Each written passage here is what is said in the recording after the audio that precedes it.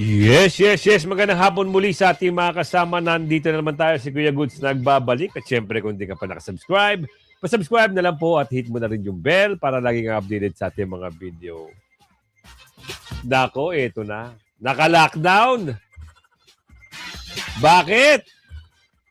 Natakot to. Baka mag-hearing itong original na Blue Ribbon Committee at magkaroon ho ng magkaroon ho ng isang magandang pangyayari at sila ay mawala na naman sa eksena. Kaya natakot ho magpapasok. At ayaw nilang malaman ng taong bayan ang gagawing hearing ng Blue Ribbon na pinangungunahan ni Senador Marcoleta, Alan Peter Cayetano, Pia Cayetano, at si Amy Marcos. Kaya siguro, pinasarado di umano o pinalockdown di umano o meron sila tinawag eh. May tawag sila security ano? Ang dami niyong alam, mga unggoy. Isa lang ang alam namin. Ayaw niyo talaga magkaroon ng hearing ang Blue Ribbon na pinanghahawakan ni Senador Alan Cayetano, Pia Cayetano at Marcoleta. Kasi pag nangyari yon at umatin, itong mga 18 brave Marines at meron pang bago. Oo, naka-14. Ang tawag nila ay, ano ba tawag nila? Ano ba tawag nila dito? 14 na bagong witnesses. Ayaw nila marinig ng sambayan ng Pilipino at milyong-milyong Pilipino kung ano yung mga sasabihin nitong bago lumalabas na witness. Pero siyempre, bago natin pasadaan lahat ng mga bagay-bagay at usapin ngayong balita, mag-like at share ka na. Samahan mo na subscribe. All gusto tayo dyan. At yung shoutout segment natin sa dulo ng ating video, damihan niyo po yung pag-comment nyo, baka ho natatabunan at natatakpan, hindi ko kayo mabasa. At siyempre, kung gusto nyo sumali sa ating komunidad, magpindot-pindot na. Pindot-pindot. Nandiyan lang po yung join button kung gusto nyo makasali sa ating komunidad. Eto na, pasadaan na natin. Bagong kaaway ni Matibag. Naku, meron ho mga bagay-bagay na lumalabas na ito pa lang si Franco ay pinipilit magsalita at merong gustong ilaglag di umano. Aba. Sino magsasabi at magpapatunay niyan? Nako, tibag-tibag. Booking ka na. Binukayo ka nito ni Mr. Franco. Alamin natin ang usapin patungkol dito. Oh, by the way, about NBI Director Matibag. You know, when I was in NBI custody, he pulled me into his office 3 times. The first one was just us, me and him. The second and the third were relayed through his chiefs of staff, or people that worked directly underneath him. So when it was just us the first time, I remember he pulled me to this office. He said exactly this. He goes, Franco, 20 years na tayo magkaibigan. We've been friends for 20 years. Read my mind. Read my mind. I want to cut the deal with you. Ilaglag mo lang si CJ Hero. Show me the video. Show me the video, and at best, I will make things easier for you. Nako. Said that 3 times. And 3 times I told him no. Buti naman. 3 times I said no. He thought that he put so much stress on me that I would actually be disloyal to a friend. You know, Melvin, I've known him for a long time. I don't think he's an evil person. I don't think he's a fundamentally bad person, but in terms of slimy, in terms of just being dirty, he's so far gone na. So far gone. That's the kind of soul that, in my opinion, is so irredeemable kasi he's crossed too many lines already. Tama. So, yun nagkaroon po lang ng... Do you know that the day after I was... Nagkaroon po ata ng pamimilit di umano. Ito, mismo siniwalat. May gusto ipalaglag. Sino ba yung nababanggit dito? Ito ay kasamahan din ni Boss Franco, Sir Franco, kung ano man yung tawag yun sa kanya, o Mr. Franco. Sila ay yung mga tawag doon na naging naging empleyado ito ni Ngagba noong unang panahon eh. Ngayon, ang nakikita ko dito sa usapin na ito, meron pa yung gustong ipalaglag ito si Tibag-Tibag at sinasabihin niya thrice dito si Mr. Franco o Boss Franco kung tawagin nila para mailaglag. Ilaglag sino ba si Yuri? Yung babae ho nagsiwalat patungkol doon sa mga o iskandalong lumalabas sa pagnanakaw sa kaban ng bayan. Pero ano ba ang realidad, anong katotohanan? Ang katotohanan lang naman dito, siniwalat ang katotohanan sa pamamagitan ng isang 30 minutes video. Ngayon, sumambulat sa taong bayan, nakita nga kung sino ang durobo ron. At ngayon, bigla na lang nagpa-aresto, inaresto sa hindi malamang dahilan. At naaresto nga at nakulong. At nagpiyansa lang at nagbilang ito si Mr. Franco. Ngayon, habang nasa NBI custody siya, ayun nga ang kwento. Kailangan daw ilaglag itong si Yuri.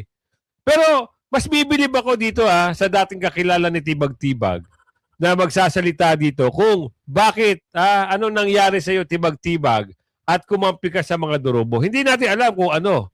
Dahil ba sa pwesto, dahil ba sa maleta di umano, o dahil merong ambisyon sa susunod na panahon. Kasi mismong ito kasamahan niya noon, ni Tibag-Tibag, itong babae na magsasalita ngayon. Pasok natin. One of the lawbreakers and law benders of our country. Magsusweeping daw yung NBI sa Senado. Hala! Huy, NBI, grabe ka ka-powerful. Ikaw na yung mag-sweep ng Senado. Oo. Pwede ko ba saluluhan yung ating, ew daw. Pero sa aking dating kaibigan at dating kasamahan na NBI Director, what happened to you? What happened? Ano ang dahilan bakit nag-iba ka? Because you were one of the people I admired before dahil sinusundan mo ang batas. Why is it that you are now one of the lawbreakers and law benders of our country? Sana magising ka na sa katotohanan at sana magkaroon ng panibagong direksyon ang puso mo. Dear friends, Attorney Melvin Matibag. Kaibigan ito ni Direktor. Ngayon, nagugulat si Madam bakit ano nangyari. So, hindi rin natin alam kung ano yung dahilan. Pero, ang nalalaman natin, parang ang pakiwari natin dito, siyempre, trabaho niya yan. Trabaho. Inappoint siya. Gagawin niya yan. Diba? Kung ano ituutos sa kanya, malamang sa malamang, sabi ni Aling Ledesma di umano, gano'n na ang nakikita niya sitwasyon. Defensor, may mga dating sundalo pang handang magbunyag. Ito na sinasabi natin eh. Kaya, nasasabi dito, kaya siguro nagkaroon ng lockdown ngayong araw, which is kahapon pa ata nagsimula eh. Diba? 10-11 ba? Meron maglalabasan na panibagong mga witnesses dito sa gaganaping hearing. Siguro ayaw nila na makaabante itong Blue Ribbon na pinangahawakan ng Senador Marcoleta, Senador Pia Cayetano at Alan Cayetano at yung mga iba pang senador, tila baga pipigilan muna pansamantala di umano. Hindi kasi gano'n nangyari. Bakit holiday ba ngayon? Bakit magsasara? Magla-lockdown? Bakit? Kailangan naman talagang litisin kung may lilitisin. Hindi kagaya sa grupo nilang bulok na senador, yung 12 senador, tingnan nyo ang nangyayari. Puro pagtatakip. Yung nag-meeting sila na pinagmamalaki nila na hearing, puro pagtatakip din ang nangyari. Meron pa silang sinasabi doon na, kasalanan daw ito ng 18 Marines, kung di lumabas ang 18 Marines, hindi raw magaganyan na kasalanan nyo yung mga bulok na senador. Dahil ang hinihiling ng taong bayan ay transparency at kaliniwan kung sino mga dorobo. Bakit hindi nyo pinagbigyan? Nung kayo ay namumuno, nung kayo ay mga nasa grupo pa ng mga majority. Di ba majority sila noon? Ilang buwan sila naging majority. Hindi nyo na paimbestigahan si Balulong. Naglabasan itong mga Marine, naglalabasan itong bagong mga testigo. Ngayon, pinipilit nyo ngayon, bagtiko mambibig, isarado ang Senado, di umano. Hindi kasi ang nangyayari ngayon, ayaw nilang magpapasok ng mga tao, empleyado, o work from home. Pwede ba yun? Paano kung may hearing nga? Ngayon, ang schedule ng hearing, ano nangyari? Inaabangan ko na kanina pa. Alas 8, nagsimula na ako tumingin sa kung ano yung mangyayari sa hearing. Wala, nakikita ko doon mga kapulisan. Yung mga kapulisan nando, naka-standby. Dala-dala, nakagakot-takot ng napakaraming mga pulis na naman. Alamin natin dito. Sila nakakausap. hindi ko pa sila nakikita. Ang katunayan, ang nakita ko pa yung 7 na binabanggit nung una pa lang, di ba, 7 ang sinasabing lalabas. At nagulat ako, maaaring nagbigay din ng lakas loob to doon sa ilan nilang kasama. Nakita nila yung 18 at nakita nilang ginigipit yung mga kasamahang nila sundalo. Sila mismo ang nagboluntaryo magsalita pa. Hindi ko alam kung sino sila, kung anong mga sasabihin nila. Pero ang mahalaga dito sa lahat ay handang magbunyag pa at lumabas pa mga tao, mga kasunduluhan dati na magbigay alam kung ano ba talaga itong nangyari. Sa mga sandaling ito, makakausap natin si dating Congressman Mike Defensor para pag-usapan ng mga mainit na issue. Congressman, Sir Mike, magandang gabi, Admar at MJ. You know, Yes, Admar, MJ, magandang gabi sa iyo. Tinernohan ko si MJ ngayong gabi dahil nakita kong nakaberde siya. yan. Magandang gabi po sa inyo lahat. Opo, dito muna tayo dahil kayo po ay hindi sumipot ba sa subpina? Ano bang katotohanan nito at kinukonsidera nyo raw po na kasuhan si NBI Director Matibag? Nako, yan na. Yes, actually, Admar, nag-usap kami kahapon ni Atty. Topacio. Ilang araw bago pa niyan, no? Nag-uusap kami and then nag-finalize kami kahapon. Kasi nga batay dun sa Sampina. Ito rin yung Sampina noong kung hindi nyo umaalala ninyo, no, mga 1.5 months ago, na Sampina sa amin ng 18 Marines, parehong pareho. Na para bang Copy-paste. yung sinasabi nga ni Atty. Topacio and minabuti namin ni Atty. Topacio na sabi niya, hindi ko na kinakailangan pumunta, siya magtutungo doon. At batay doon nga sa aming pag-aaral o doon sa aming nakikita, ay pwede kami magsampa ng kaso laban kay Atty. Matibag. And particular siguro matawag ang atensyon ng NBI dahil nga sa mga ginagawa lang ganito na para bang, alam mo yung kaso na binabanggit, nung unang banggit ito ni Senator Alan Peter Cayetano sa Blue Ribbon Committee na pinamunuan ni Senator Dante Marcoleta. Sabi niya, di ba, sabi niya Marites, itong pinapalabas ni Atty. Melvin Matibag ng NBI. Hindi ko pa alam yung mga panahon na yun. Tapos nung mabasa ko na mismo yung affidavit ng kanyang pinagbatayan na sinasabi niyang nagbigay daw ako ng pera o nag-alok ng pera para magsalita yung mga Marines, ay ang kinikwento niya ay galing sa isang kwento na ikinuwento rin doon sa isang tao. Kaya nagulat ako, no, at parang bang talaga marites yung nangyari doon sa kanyang pinagbabatayan. At ako nga, nung nasa committee pa lamang, hindi na rin ako nagkaroon ng pagkakataong sumagot. Nandun din naman ako. Kasi mismong yung mga Marines na ang sumagot tungkol dito at nagbigay ng kanilang pahayag. Katunayan, sa kauna-unahang pagkakataon, doon ko lang din nakita, no, na medyo naiyak yung mga Marines dahil nga yung kinalalagyan ng kanilang mga sarili, partikular yung namatayan ng kapatid, no, si Sergeant Manalansa, na talaga namang naapektuhan lahat nung nanonood na nandoon. Kaya medyo hindi maganda, no, yung resources ng NBI nagagamit sa hindi tamang bagay. Ayan na. O, kita nyo na. Dito mo makikita talaga na ginagamit ang kapangyarihan ngayon para lang gipitin ang mga alyado at magiging alyado ng mga Duterte. Isang patunay na yan. Bakit? Ano ba ginagawa ni former Congressman Mike Defensor? Siya ho ay lumabas para dito sana tumulong sa gustong magsiwalat ng kakadurubuhan na ginawa ng mga durobong senador, durobong congressman para alam niyo, para makontrol o ano bang pinaka-term doon? Matigil ito. Pero ang ginawa, ginigipit. Bumaboses lang ito si Congressman Mike Defensor para siyempre isiwalat din kung ano yung mga nalalaman ng 18 Marines. Tumutulong siya. Ngayon, dahil alam dito ni Tibag-Tibag siguro di umano, na ito si Congressman ay medyo may boses at lumalaban, ayan na, nagawa na ng kwento. Na una, yung asawa at anak, ginawa ng kwento, di ba? Meron daw palaruan ng mga babae. Inuman, ginagawang palaruan ng mga, alam nyo na yun, kung kayo nakakaintindi, napanood nyo naman yun, ginawa ng kwento. Ngayon, eto, meron naman silang chismis, 5 million daw each. Ano ka na talaga pagtibag ka tabalaga, Kaya ngayon, wala sa intiwala, ang mga mamayang Pilipino, lalong-lalo na, ito si Congressman Mike Defensor. Hindi na ho siya naniniwala kaya hindi siya umatin. Nawawala na umano ang tiwala ng kampo ni dating Congressman Mike Defensor kay National Bureau of Investigation Director Melvin Matibag. Tama. Ayon sa legal counsel ng dating mambabatas na si Atty. Ferdinand Topacio, bunsod umano ito ng mga ginagawa nitong panghaharas laban sa kanila. Madiin sinabi pangaharas laban sa kanila. Sino ba nagsabi niya? Nagpatunay niya, siyempre, si Atty. Topacio, talaga naman, di ba? Kung ano yung ginagawa, talagang sobrang panggigipit.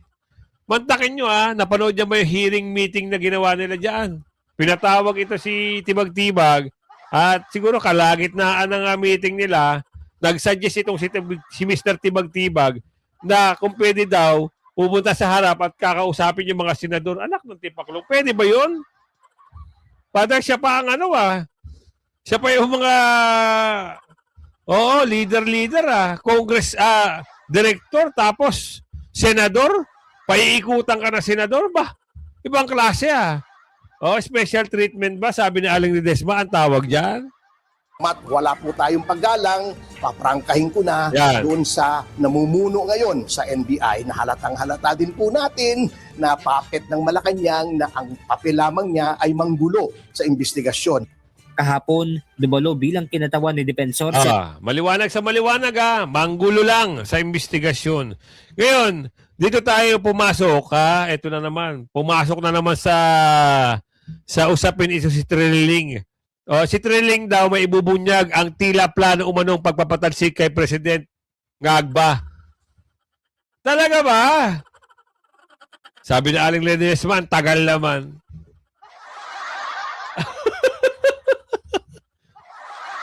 Ang tagal naman daw. Nagtatanong lang ako si Aling Ledesma. Kung totoo man yan, sabi ni Aling Marie dito, bakit ang tagal din, Ay, pasok nga natin to. Marami na namang alam ito si Trilling Mukhang nakasagap na naman ang chismis ito. Totoo kaya yung chismis si Trilling na ito? Baka lang po, pwede kayo mag-share. Regarding dito sa threat sa Senado at sa June 12 na posible daw na may mangyayari sa Malacanang. Meron po tayong nahagip na impormasyon na may mga nagpaplano. Basically, ito yung kampo nila Duterte. Ayan na Tapos naman. may mga...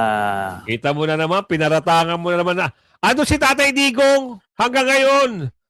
Sa dahig. Tapos magbibintangan mo na naman, ibang klase ka talaga. Ang utak mo talaga, ibang klase rin, Alam nyo, nananahimik ang matanda doon sa dahig. Pinagbintangan nyo na naman. Ano ba? Papasok ka sa eksena, papalatangan mo na naman sa mga Duterte na naman na may kasalanan. Hindi pa pwede mga kampo nyo at gumagawa ng mga hindi maganda? Hindi ba pwede yung mga komunista na hindi gumagawa ng maganda? Hindi ba pwede doon sa mga NPA na gusto maghasik ng hindi maganda? Tapos ipapasa mo na naman sa mga Duterte? Wow naman! Ibang klase ka, Chong! Ang tindi mo! kasama sila ng iba't ibang mga puwersa. Doon sa hanay ng military, active, wala. Pero Yun ang akala mo. Yun ang akala mo. Siyempre, magkakampi-kampihan sino ba yung namumuno dyan? Kaya nga wag mo kami pinagluloko. Mahilig kang mamaratang, mahilig kang gumawa ng kwento, puro imbento. Hanggang ngayon, lahat ng sinampa mo, kaso kay Tatay Digong, kay BP Sara, anong nangyari? Kung di mabasura, pinagtatawanan ka. Dahil yung sinabit mo, ill-gotten wealth na pinagsasabi mo na mayroong 6.7 billion sa bank account, hindi nga namin alam kung saan mo pinagpupulot yung mga kwentong ganun Way back natin sa 23-24 year, 2023-2024, sinabi na rin yan ng AMLAC na wala silang binibigay ng mga ebidensya na sa kanila nagmula. Itong 2026 ang nangyari. Bagong palitan direktor. Ayun! Meron agad kasi bagong palitan direktor. Kwento nyo sa unggo yan? Ibang klase kayo gumawa ng tagpi-tagping kwento. Sino maniniwala sa inyo? Sige nga. Wala na akong maniniwala. Bakit? Ultimo pagka-mayor, hindi ka na nanalo, sabi ni Aling Marie. Totoo naman, hindi naman nanalo. Bakit? Siyempre nga, hindi siya type ng taong bayan. Lalong-lalo na sa Caloocan, hindi siya type. Kasi, kilalang kilala ang karakas ng mama. Pero anyway, yung mga kwento mo, hindi na namin pakikinggan yan. Kasi wala namang yung mga mabubuting ihidudulot yan. Puro kasiraan, sisiraan. Lalabas pag merong aroy. Sagutin mo na lang. Yung hinaing sa yung kaso ni Attorney Hens Carpio. Doon ka na lang bumawi, ha? Ito pa, isa pandala, ewan ko sa inyo. Ang titibay nyo. Naglalabasan lang kayo para kumahol. Sabi dito, naninira sa palasyo, sinagot ang pahayag ni BP. Si BP Sara, hindi ho naninira. Gumagawa na ho kayo ng kwento niyan eh. Wala hong sinisiraan si BP. Totoo naman ang sinabi niya. Ang nangyayari sa Senado, ang mayroong niyan, yung namumuno. Pwede naman yung sabihin, tumigil na kayo. Nasisira yung mga samahan ng senador. Nasisira ang samahan ng kongresista. Pwede niya sawayin yun. Pero ano kukwento niyo naman sa amin? Sige nga. Hindi totoo na patungkol daw sa kahinaan ng liderato sa administrasyon. Kung hindi ito ay sa patuloy na pang-aabuso sa kapangyarihan para lamang sa kanilang mga kaalyado. Yusek, may Aroy! Umatake ka naman, te. Ano gusto mo naman palabasin? Si BP Sara naman may kasalanan. Si BP Sara naman ang may mali. Ano ba ginagawa ng boss mo? Pumunta sila sa Mindanao, ano ngayon? Pinagbubu sila. Bu! Yung bulok na 12. Sumama pa. Nangyari? Pinagtawanan sila. Diba? Tapos ngayon, ano pagtatanggol mo? Sabihin mo si BP Sara may kasalanan na lahat. Sino ba namumuno? Nagtatanong lang ho kami. Kayo, kung gagawin nyo to, isang paraan nyo yan na sabihin nyo sa programa nyo na si BP Sara ay mali dito, hindi ho kami naniniwala. Pero titigilan ka na namin, ayaw ka namin kausap, ayaw ka namin pangit mo ka banding. Puro ka paninira. Wala kang ibang ginawa kundi siraan ng mga Duterte. Diba? Kasi si BP Sara ay nagsalita. Dahil gusto ng taong bayan, yung sinasabi ni BP Sara, ang babae gumawa ng eksena. Ang eksena niya, hindi raw ganun yung kanyang amo. Naninira lang daw, tigil-tigilan nyo kami. BP Sara, sabihin mo dyan sa magaling na babaita na yan kung ano yung katotohanan. wala naman ako issue. Ang preparation, ang paghahanda ng impeachment trial ay iniwan ko na sa mga abogado. Sinabihan ko na rin sila na susunod na lamang ako sa kung ano yung desisyon ng mga abogado. Kasi ako bilang abogado, meron din ako mga iniisip, meron din akong mga gustong gawin, pero sa aking estado na ngayon ako ay client, kinlaro ko yon sa mga abogado na gawin nating maliit lang yung team para madaling makapag-usap at kung ano yung sa tingin nila pinakatama at pinakamabisa at pinakamagaling na paraan ng kanilang defense ay susunod lang ako bilang kliyente nila. Ganyan kabait si BP Sara at ginagawa na naman nila ng kwento. Bahala kayo. So ngayon meron tayong rito meron tayong dapat daw sino ang dapat ma-cite in contempt. Cite in contempt. Alam nyo sa nangyaring pagpipigil noong nakaraang pagpasok ng 18 Marines, kung sino dapat yon, yun ho ay yung mababanggit na pangalan dito. Isang secretary na akala mo kung sino harangan itong 18 Marines sa hearing kasama si Senador Pia Cayetano. Yan ang pag-uusapan dito nila Congressman former Attorney Granson at Miss Cathy Binag kasama si Attorney Tolentino, Mark Tolentino. So, sino ba dapat makontempt sa mga pangyayaring iyon? Alamin nga natin, kasi yung mga bagay na yon, pinagmamalaki niya ngayon, sis, tapos na yung issue, tapos na yun, nangyari na, papalabas na lang daw siya na. Kitang-kita naman sa camera kung paano mo pigilan. Ngayon, kitang-kita din sa camera kung paano ka nang hina. Noong nakadikit ka na kay Senator Robin Padilla. Alamin natin Tingnan mo naman, mga kababayan, yan ba ang tamang asal ng Secretary ang DILG ni BBM? Object kami dyan.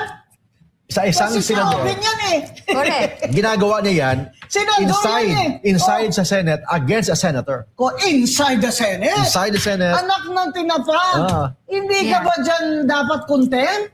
Ha?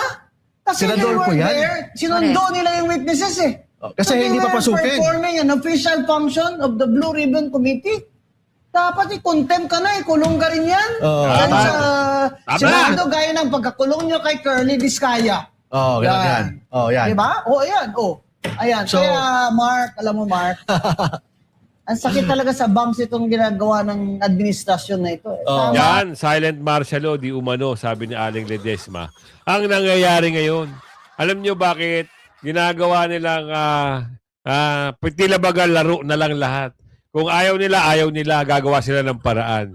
Pero hindi naman pwede yan. Hindi porkit kayo ang nakaupo ngayon, habang buhay na yung mga ginagawa nyo. Hindi pwede. Sa susunod, mawawala na rin kayo dyan sa posisyon nyo. At yung termino nyo matatapos din. Ngayon, sino ang iiyak sa susunod na panahon? Pag si Bibi Sara ang nakupo, alamin natin yan.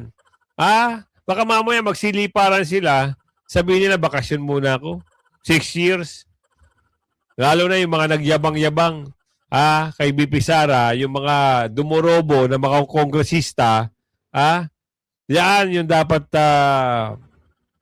alam mo yung payback? Payback ba yung tawag doon? O pagbayarin? Dito may tema dito, ba't katakot House Private Prosecutor? Bakit? Si Bibi Sara matatakot sa inyo? Wow! Bakit? Sino kayo? Ang tanong dito, ano naambag nyo sa gobyerno? At bakit nyo parang takot si Bibi Sara nyo? Gusto nyo palabasin? Takot sa inyo si Bibi Sara? Wow!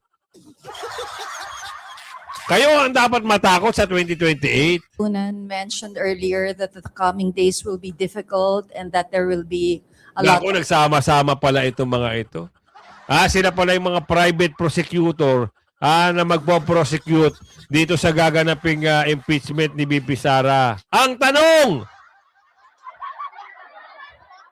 makakuha ba kayo ng 60 na senador para makonvict si BP Sara? Yan ay isang malaking palaisipan. of fake news for the private prosecutors. Are you prepared to be the subject or the target of such disinformation? Walang disinformation. Meron silang mga binabayarang bulager. Hindi porket nagbabayad sila, itong mga vlogger ni BP Sara na solido at hindi nagpapabayad, lumalaban ho ng tama para suportahan ang ating Vice President, sila ho ang magsasabi ng katotohanan. Doon sa mga media, di umano, nabayaran, nabubuking na kayo, galit lang ho kayo sa mga vlogger. Kasi nga, nasasapawan kayo ng mga vlogger. Kasi mas magaling pa ang mga vlogger na totoo, hindi yung mga bayaran. Totoong vlogger, nagbabalita ho ng katotohanan. Kasi yung iba dyan, alam na ang katotohanan, nababaligtad pa. Yun yung mga bayaran. Yun yung pakawala ng mga, paid troll, Yan yun. Ngayon, huwag yung sasabihin na, hindi pwedeng bakit gusto nyo kayo lang ang bumira? Hindi kayo pwedeng birahin? Kawawa naman si BP Sara kung walang magtatanggol sa kanya. Di ba? Gusto nyo ipitin si BP Sara at walang magtanggol? Wow! Palabasin si BP Sara lang ang masama? Ganon? At yung mga amo nyo mabuti kahit kitang-kita naman na sila ang mga durobo? Ganon gusto nyo? Tigil-tigil. Wag ganon. Kami ho ay magtatanggol sa Vice President kasi alam namin siya ang talagang tunay. siya ang naglilingkod ng totoo at tapat sa bayan, hindi kagaya ng mga amo nyo. Kakaawa kayo. O, meron nga napapangalanan na dyan, ititiwalag daw di umano. Dahil napabalita ang inabutan ng maleta di umano. Sino kaya iyan? Sa susunod, malalaman natin ang balitang yan. Tuloy pa ba natin to dito? Alam naman natin sasabihin na ito, puro labag sa Duterte. Wag na kayo. Di na kayo pwede. Kaya kung umabot ka sa video natin ito, ako naman ho ay maglalambing. Ay like-share yung video natin at syempre si Mang Banat, isubscribe nyo rin kasi magaling ho ito. Nakitaan natin ang potensyal na pwede talagang panlaban sa mga dorobo na mga bulager. Ayan may bago siyang upload. Ayan subaybayan nyo. Natin na si Sara Duterte po ang magpapabago ulit ng bansang Pilipinas. Tama. Dahil alam po natin ang kanyang pinanggalingan, nanggaling po siya sa isang magaling na presidente. At yan ay si Tatay Digong na kinilala bilang isang napakagaling na presidente ng iba't ibang bansa at nating mga Pilipino. Kung ipagmamalaki ng putang inang bangag na presidente ang kanyang na-secure na investment na bilyon-bilyon sa Japan, bakit wala pa din pong maayos na trabaho ang mga Pilipino? Pinepera Ganun lang yun. Sabi ko nga sa inyo, di ba, magaling. Kaya subscribe nyo. Ito yung kanyang channel, Mang Banat. Huwag nyo kalimutan, tulungan natin ito para talagang, Mang Banat. Pag na-subscribe nyo, sabihin nyo, yun, na-subscribe na kita, Mang Banat, kaya kung maabot sa ating video, ako naman ho ay, dito tayo sa shoutout segment natin.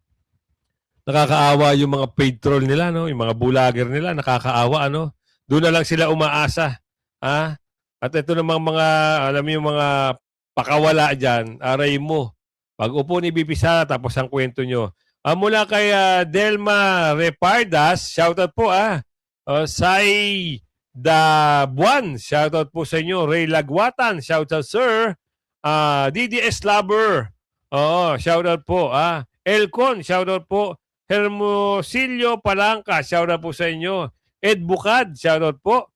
Si Ma'am Nenit Labiton, shoutout po sa iyo.